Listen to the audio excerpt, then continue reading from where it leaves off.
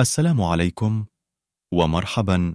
فضيحة مدوية في مدينة الخميسات بالمغرب.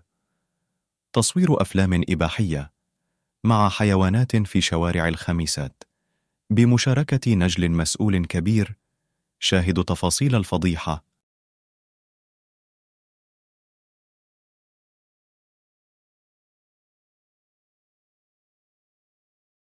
شهدت مدينة الخميسات شرقي العاصمة الرباط فضيحة جنس جماعي مع الكلاب هزت المغرب بسبب مشاركة ابن مسؤول بارز فيها، وتورط 16 فتاة، واتهم بالفضيحة نجل مسؤول قضائي قام بتصوير فتيات ومثليين جنسيا في وضعيات شاذة مقابل 2000 درهم حسب ما كشفته جريدة الصباح المغربية. وما فضح الأمر وفق الجريدة عدوى مرضية وإثارة اسم نجل المسؤول والكشف عن قيامه بإغراء فتيات ومثليين بتصوير أفلام إباحية مع كلاب يملكها في ضواحي مدينة خميسات.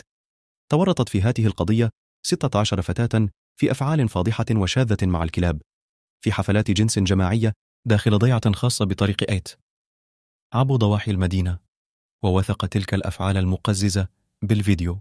ووثق جريدة الصباح المغربية فإن أحد الأشخاص المتورطين في هذه الفضيحة متزوج من طبيبة تعرضت للإصابة بآلام على مستوى جهازها التناسلي، وبعد مراجعتها للمستشفى اكتشف إصابتها بمرض جنسي ينتقل بين الكلاب، ما دفعها إلى الشك في زوجها، واضطر المتورط بالفضيحة للاعتراف بالتهم قبل أن تنتشر مقاطع الفيديو الفاضحة. وقامت السلطات على الفور بتوقيف بعض المشتبه بهم وحجز هواتفهم للتحقيق، بما في ذلك ابن المسؤول القضائي.